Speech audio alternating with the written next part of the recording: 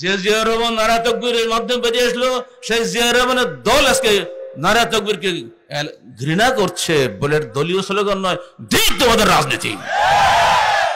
এদেশের গরম মানুষের প্রাণের স্লোগান নারা তাকবীর। এদেশের মানুষের রক্তের সঙ্গে মিশে আসে নারা তাকবীর।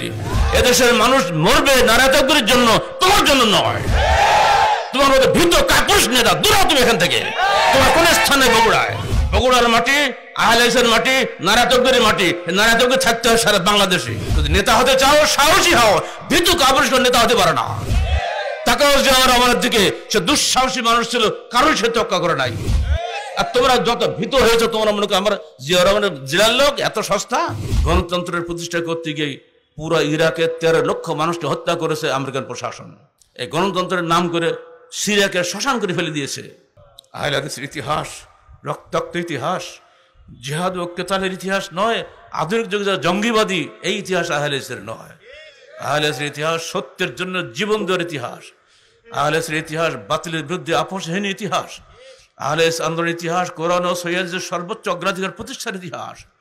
আহলে হাদিসের ইতিহাস আল্লাহর সার্বভৌমত্ব প্রতিষ্ঠার ইতিহাস। সারা বিশ্বে চলছে মানুষের সার্বভৌমত্ব, মানুষের গোলামি চলছে। আহলে হাদিস আন্দোলন মানুষের গোলামি করে না, সির্ফ আল্লাহর গোলামি করে। সর্বত্র মানুষের গোলামি চলছে।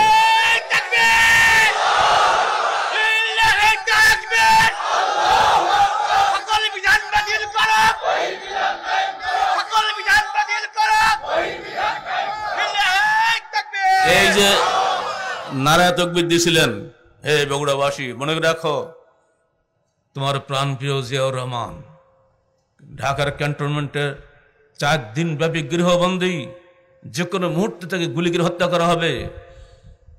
আল্লাহর মেহেরবানিতে ভোরের আকাশ আলোকিত হওয়ার আগেই কিভাবে উনি মুক্তি পেলেন, সাক্ষাৎ মৃত্যুর হাত থেকে বেঁচে গেলেন, এবং সিপাহী জনতা নারায়ে তাকবীর দিয়ে সেই তাকে বরণ করে নিয়েছিল।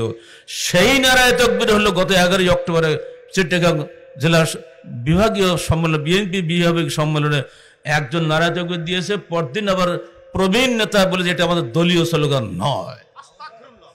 যে জিয়া রহমান নারায়ে তাকবীরের মাধ্যমে বেরিয়ে আসলো, সেই জিয়া রহমানের দল আজকে নারায়ে তাকবীরকে ঘৃণা করছে বলে দলীয় স্লোগান নয়, দিক তোমাদের রাজনীতি। এদেশের গরম মানুষের প্রাণের স্লোগান নারায়ে তাকবীর। এদেশের মানুষের রক্তের সঙ্গে মিশে আসে নারায়ে তাকবীর। এদেশের মানুষ মরবে নারায়ে তাকবীরের জন্য, তোমার জন্য নয়। তোমার মধ্যে ভীত কাপুরুষ নেতা, দূর হও তুমি এখান থেকে। তোমার কোন স্থানে? বগুড়ায়। বগুড়ার মাটি, আহলে হাদিসের মাটি, নারায়ে তাকবীরের মাটি। নারায়ে তাকবীর থাকতে হয় সারা বাংলাদেশে। কি মনে করেছো তোমরা যাই করবে তাই? কাকে খুশি করতে চাও? সাবধান। যে দেশের মানুষ মুসলমান অপরাধে জয় শ্রীরাম না বলার কারণে জীবন্ত পিটিয়ে হত্যা করে, তার বিরুদ্ধে দেশের একটা মুসলমান রাজনীতিকে মুখে কুলুপ আটা থাকে, কথা বলতে পারে না, ভীতু কাপুরুষ করতে রাজনীতিবিদ হতে পারে না। যদি নেতা হতে চাও সাহসী হও, ভীতু কাপুরুষ নেতা হতে পারে না। তাকাও জিয়া রহমানের দিকে, সে দুঃসাহসী মানুষ ছিল, কারণ সে তোয়াক্কা করে নাই। আর তোমরা যত ভীত হয়েছো, তোমরা মনে করো আমার জিয়া রহমানের জেলার লোক এত সস্তা। আহলে হাদিস আন্দোলন চিরকাল সত্যের আন্দোলন, বাতিলের সঙ্গে কোনো আপোষ নাই। কোরআন হাদিস নাই, আমার আকীদা আমলেও নাই।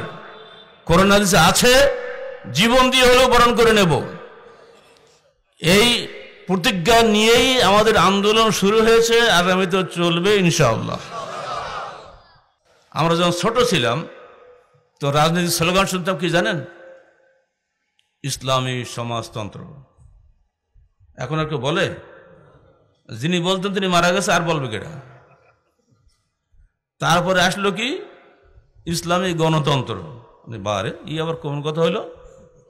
হ্যাঁ, ইসলামী বেশ্যালয় হলো ইসলামী গণতন্ত্র, ইসলামী মত হয়ে গেল না? এখন শুরু হয়েছে নানাবিধ পরীক্ষা। আপনারা নিয়েছেন, দুনিয়ার মানুষ রাজতন্ত্রকে পরীক্ষা করেছে, হিটলারের ফ্যাসিবাদকে দেখেছে,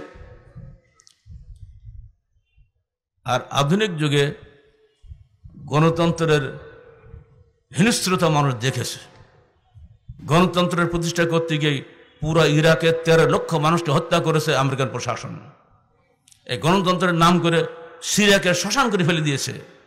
এই গণতন্ত্রের নাম করে আজকে যে খেলা চলছে রাশিয়া এবং আমেরিকা, কোথায় এটা? ইউক্রেন। দেখতে পাচ্ছেন অবস্থা।